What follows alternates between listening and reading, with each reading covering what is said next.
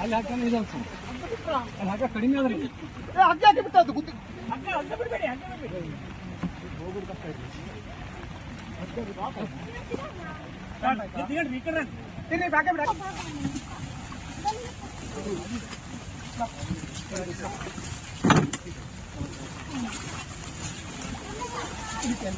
ಬನ್ನಿ ಬನ್ನಿ